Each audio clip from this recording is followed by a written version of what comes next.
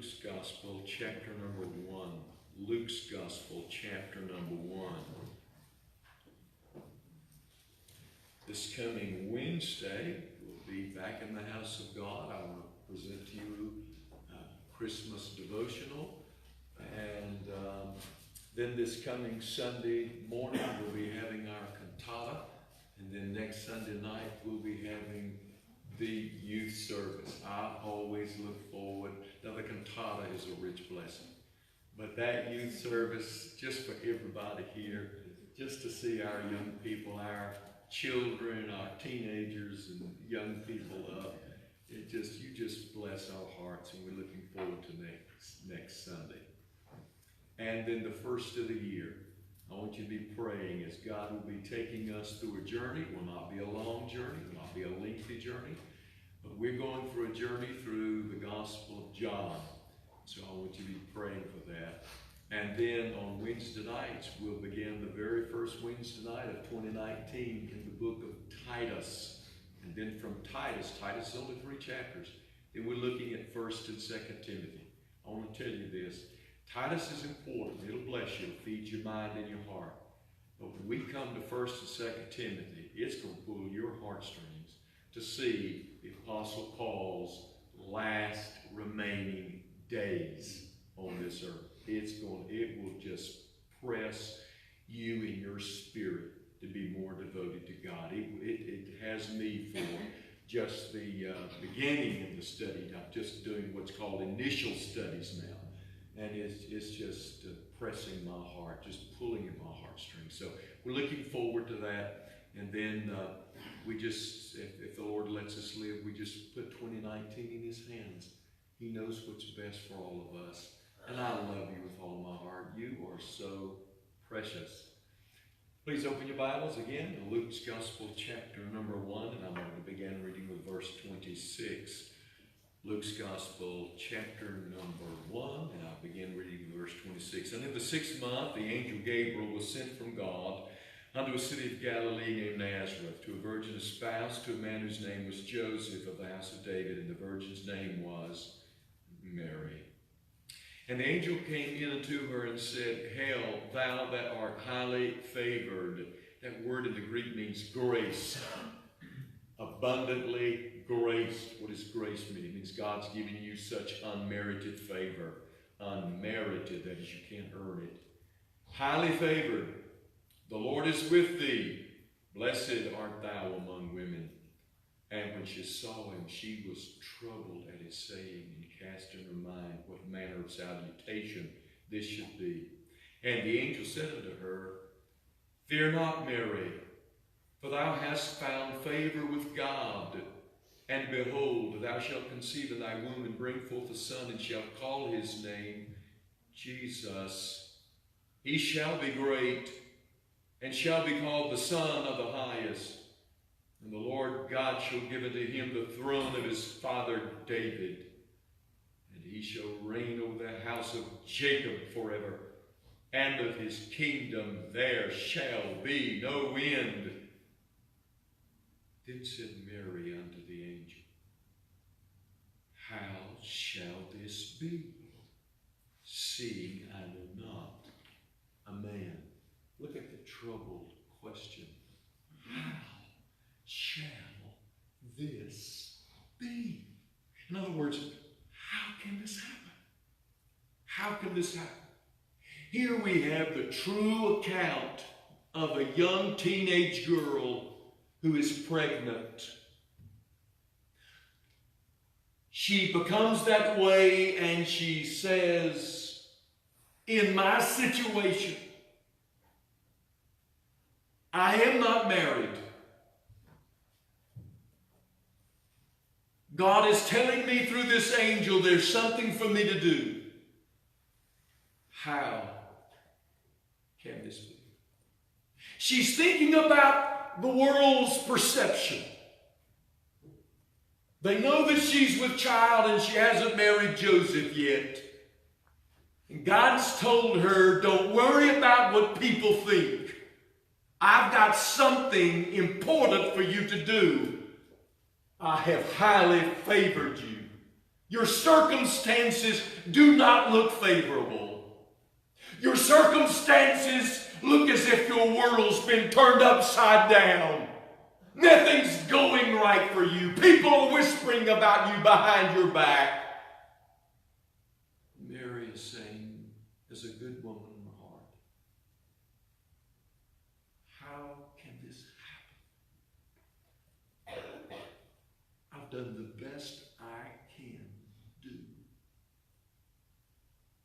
How can this happen? Then we've got Joseph. We've got a man who's responsible, who works hard, who has given his life to duty and to diligence. And the girl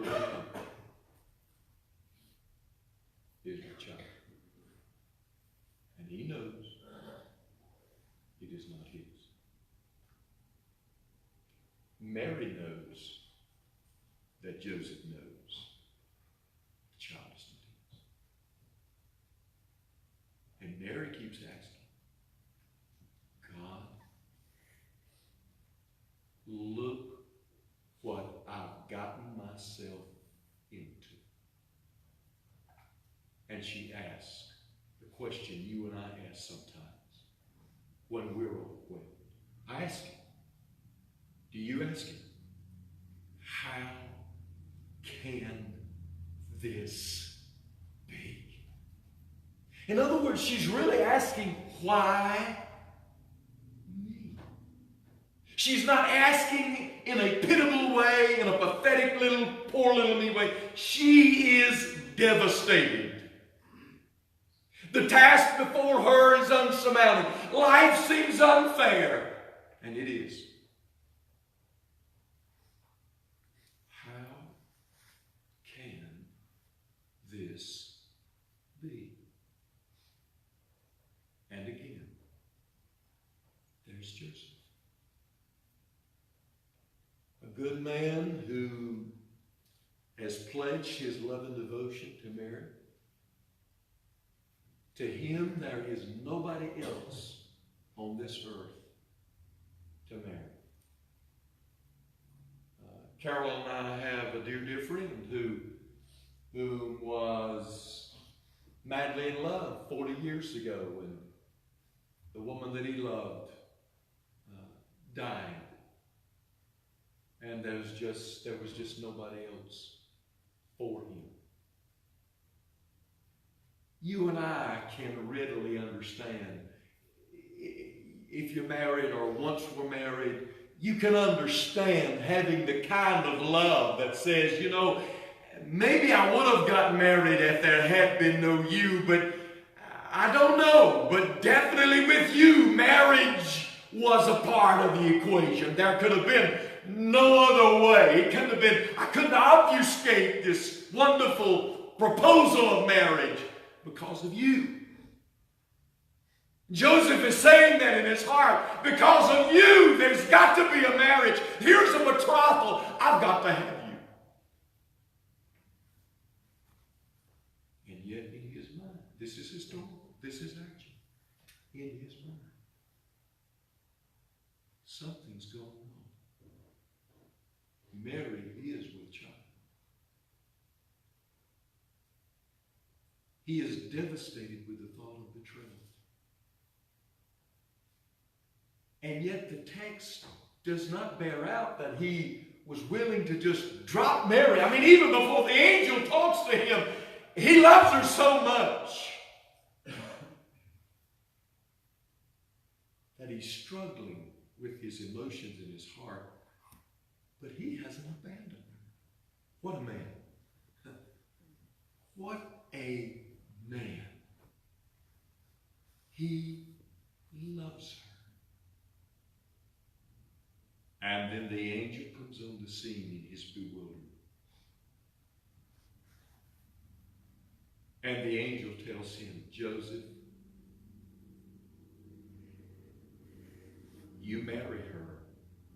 He's given that confirmation, that divine heavenly confirmation, that go ahead. Joseph, it's going to be all right.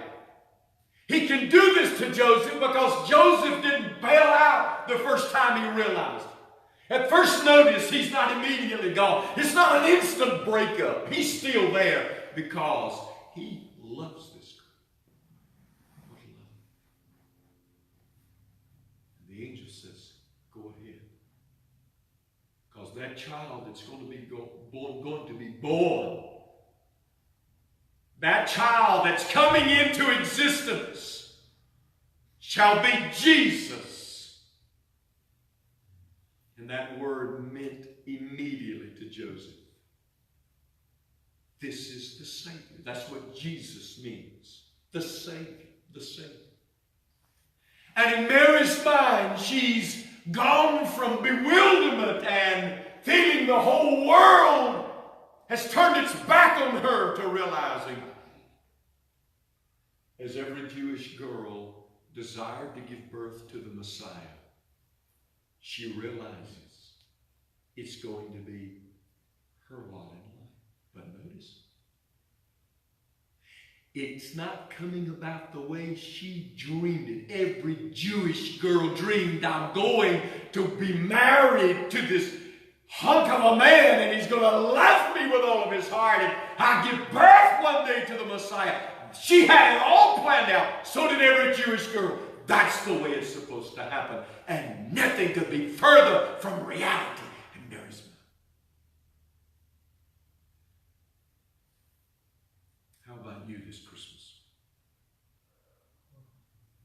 You got plans? You've had plans?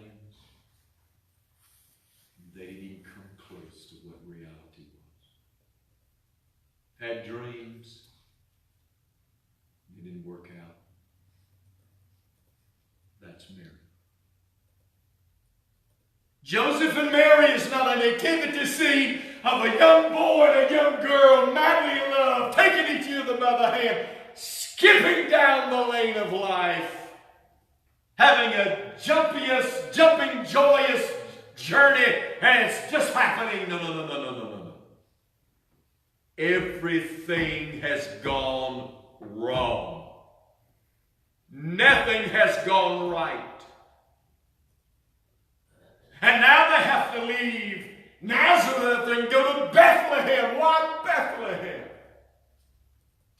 And they're on a journey, and he's got a little stubborn mule by the rope that his pregnant wife is miserably sitting atop of this jarring animal.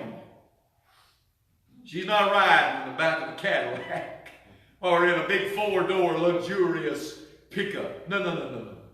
She's on a little mule, a little bitty donkey. Nothing is going.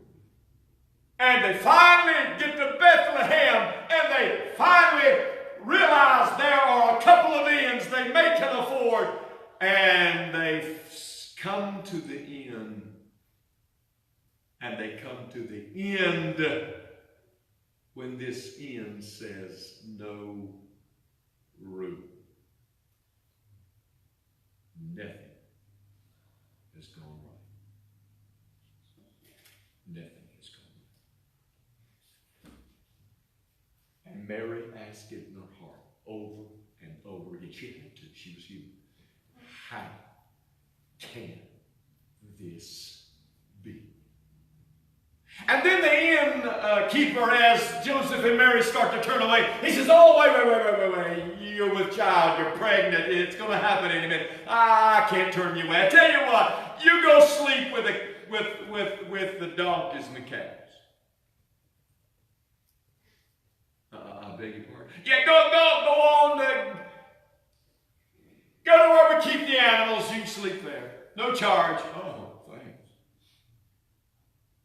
She's making a bed in the straw, probably by that little donkey that she rode on. Now I'll tell you something. As she's laying down on that hay instead of the bed, she's saying again, how can this be? How can this happen to me? So when we see our nativity scene next Sunday night, you see a life reality situation where nothing went right according to what people desired. Nothing was convenient. There was absolutely nothing pleasurable. The whole life joy had been sucked out of the experience with Mary and Joseph. How can this be?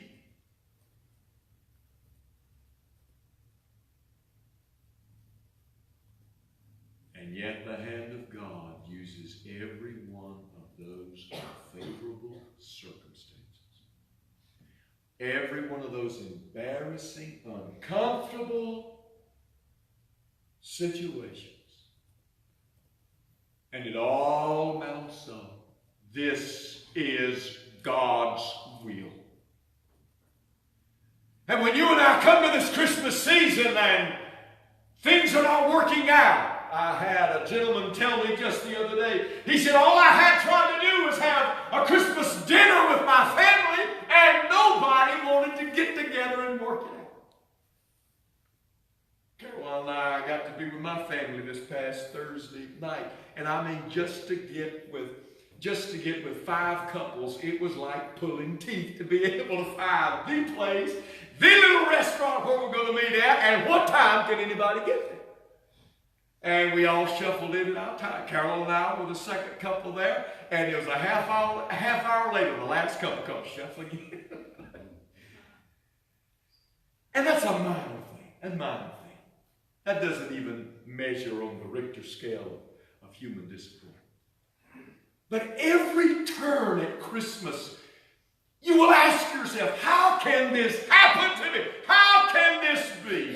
And you and I need to come to the conclusion, if a Mary and a Joseph can go through heartache and heartbreak, and it be the will of God, and they can surmount all of the embarrassment and all of the humiliation, and they can leap beyond all of that to obey God, you and I can get through the difficult channels of 2018.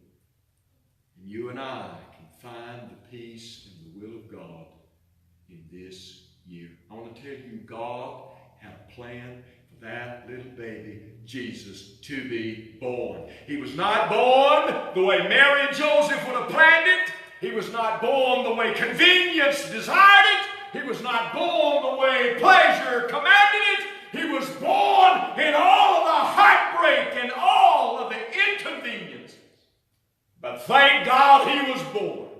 And when Mary asked, how can this be? I'll tell you how it can be. Because, Mary, there was a God who created this world. There was a God who loved men and women, boys and girls so much that he said, I'll create a man. I'll create a woman, a boy and a girl. They can have free moral agency. They can do whatever they want to do. They can love me or hate me. That's how this can be, Mary. And when the first parents are run out of paradise, and Adam and Eve are run out of Eden, and angels bar them from ever coming back in. That's how it can be. See it into the picture. And the antediluvians become so wicked that God destroys the world with a flood, and it starts all over. That's how it can be, Mary. And it can be that way because of the Tower of Babel. Man says he doesn't need God. He can just build a building to heaven and he'll make it there. That's how it can be, Mary. Because man can't climb his way to God. He has to fall on his face. And a baby has to be born in humble, humiliating, embarrassing circumstances so that man can come to his senses. That's how it can be, Mary. That's how it can be. That's how it can be. When God whispers in the ear of a man from the Ur of Chaldees, I want you to leave your home, and I want you to go to a land that you don't own. You've never been there. And I'm calling you, Abraham. I'm calling you out. Obey me. That's how it can be, Mary. While Abraham's on his journey, God whispers again, Abraham, thank you for turning your back on everything of this world's material blessings just for me. And Abraham, through you, I'm going to bless every nation of the world. How? Abraham says. God says, hold on. It'll be revealed a little bit later. Mary, that's how it can be. Because Jesus is Abraham's fulfillment. Jesus is Abraham's promise. Jesus is. He's going to bless every nation of the world. And when the gospel is preached at St. Mark, the gospel is that fulfillment. And when the gospel is preached in Nairobi, Kenya, that's the fulfillment. And when the gospel is preached in Nagasaki, Japan, that's the fulfillment. When the gospel is preached in Ecuador, South America, that's the fulfillment. That's how it can be, Mary. Jesus had to come. And he had to come the way he did. Not as a king already on the throne, because this earthly throne is not for Jesus yet. God whispers in another man's name, in another man's ear. His name is David. And he says, David, because you followed me with your whole heart, I'm going to establish your throne forever and forever. And my son shall sit on that throne, and he shall be called the King, the Son of David. And his name will be Jesus. Mary, that's how it's going to be. Oh, glory to God. That's how it's going to be. Mary, that's how it can be. That's how it can be. And shepherds are told, go yonder. This Christ child is born. Something amazing is going to happen. The world will turn differently on its axis. History will change forever. That's how it can happen, Mary. Wise men who studied the astronomy, they see the lining of the stars. And God says, follow that star. And he put that star over Bethlehem. And when Mary, in that uncomfortable little pile of hay, gives birth to that little baby Jesus, these wise men come with gifts from far. But they are brilliant men who study the stars.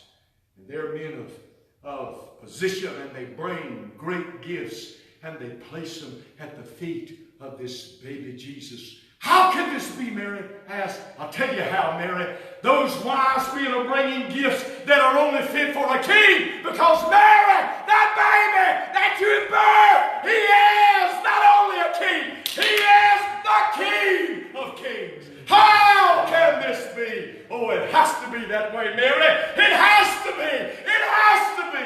And when your life feels turned upside down this Christmas season, don't worry.